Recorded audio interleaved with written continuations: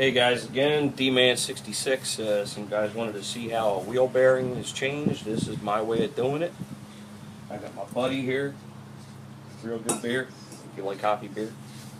I've got my propane torch. It's a Burns-O-Matic TS7000 automatic light. Real nice thing for soft soldering too at work. Got some snap ring pliers, internal, external, so we can take the ring is actually in here holding the bearing in, not like it pops out easy, but you need the snap rings to take that out, snap ring pliers to take it out. So we can actually take that out. These will pull the spring together.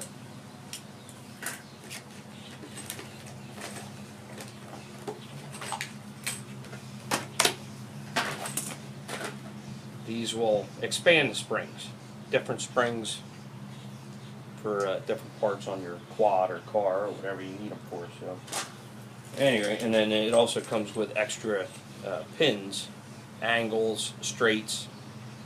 We got 90 degree, 45 degree, and straights. So at any rate, I'm using straights on the expander, or these contract the ring. So what we're going to actually do is stick the pins in the holes of the ring and pull together. If you're lucky, it'll pop out. Sometimes it won't, sometimes it will. So if it doesn't, I got this little screwdriver, a flat plate screwdriver, and we'll stick that in the holes. This is really a two-hand job thing, but I'm trying to do a video for you.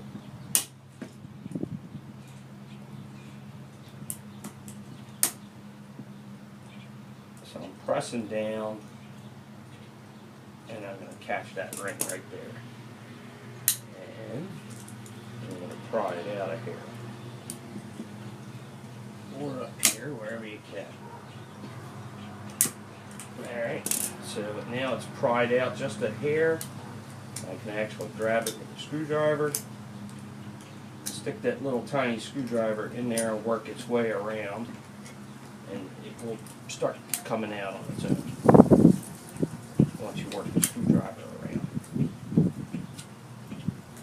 Okay, so there's the ring.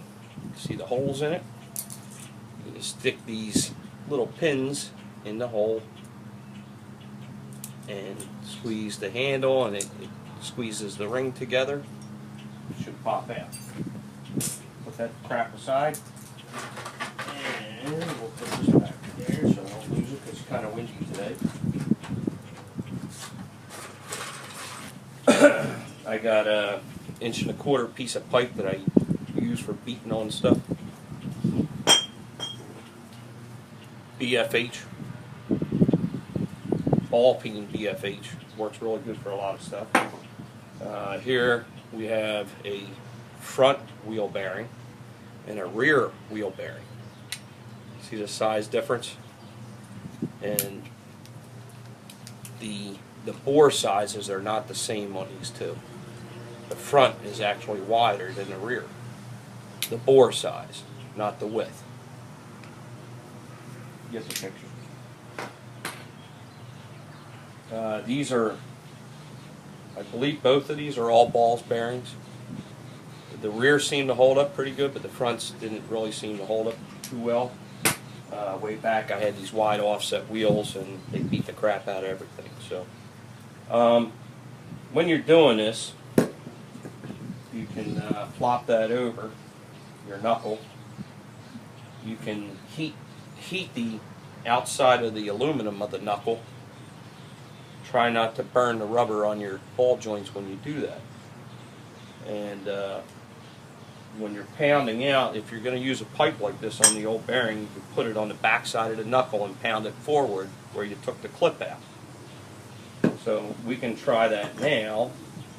You can do a couple of things. I did have a socket here.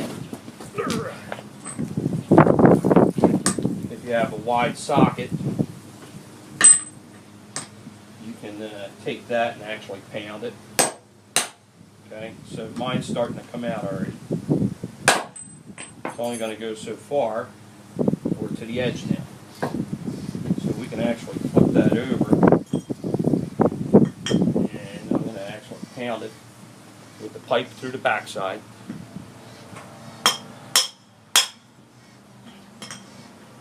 This is kind of a bitch to do, but it's coming. There it goes. They may not come out that easy. They may come out really easy. Who knows?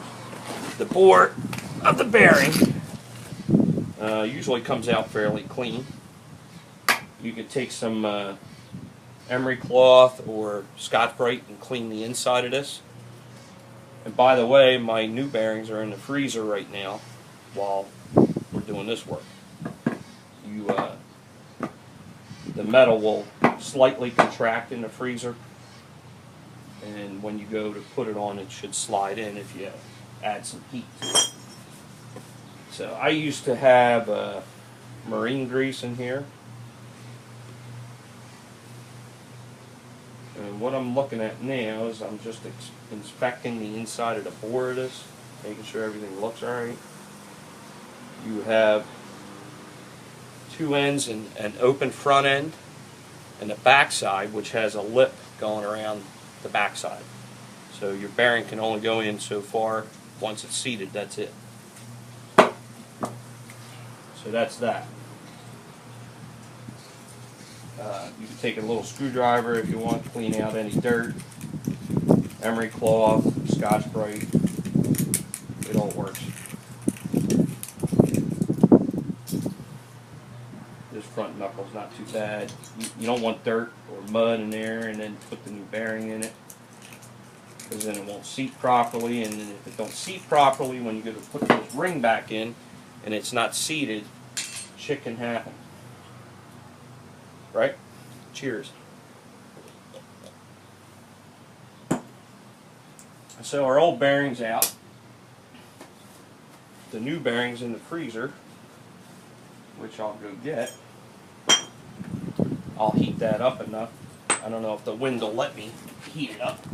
Give me 2 seconds.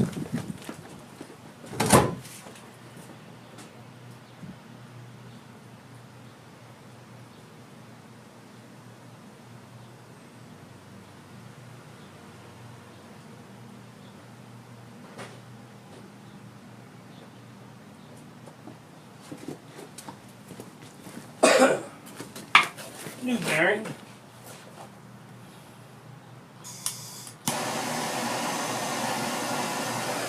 And we're going to have a little cookout here.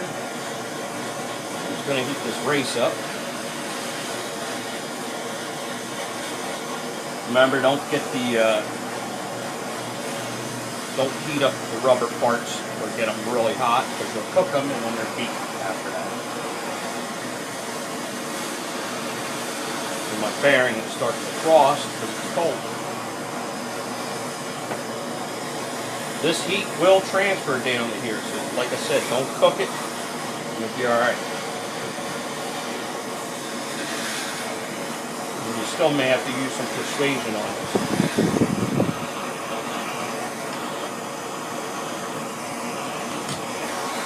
Don't take a shitload of heat either. Just get it hot.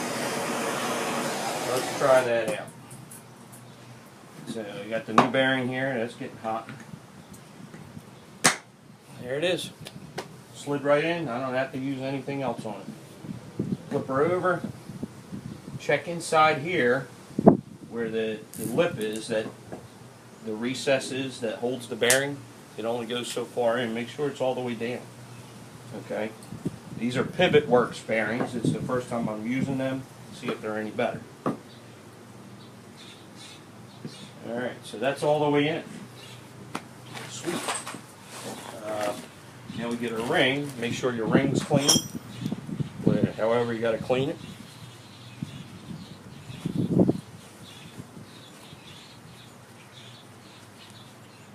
You know, you don't want dirt, mud, old grease. Get it off.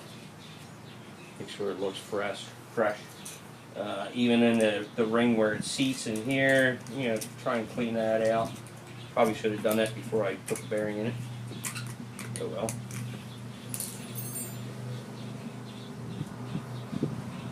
It's pretty hot, but I can touch it. I'm not getting burnt.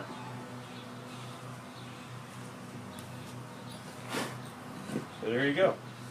Bearings in. Put our new ring in. So I kind of center it up. It don't matter however, you got to get it in. Make sure these are tight. They're loose. And it's in. Seated. One word of caution. Don't use a little baby screwdriver to check that ring, but take a heavier screwdriver and just tap the edges of that ring. You know, you can go around and just tap it into the seat, the ring seat. You get the picture. Make sure it's totally seated correctly. The ball joints are here. While you're out, you can take the ball joint and actually spin it. And if it's stretched or bent, you'll see when you're spinning it, you'll see it oblong running. These are all balls. This is the silver one. This is all balls. This is the black one. The black one looks a hair longer than the silver one. I think it's just because the boot is out further on this one than this one. The blacks seem to stretch. They manufactured them to stretch. Let's see. As you can see, I'm turning it, and it's not going oblong. It's staying straight. We're checking the up-down movement of it. Looks like I popped the rubber boot when I took the A-arms off. This one still looks good. Yeah, it wobbles. The older they get, the more free this will get. The newer they are, the harder they are to move. Also, if you pull up and down, they should have no play at all. Nothing. When you seat these ball joints,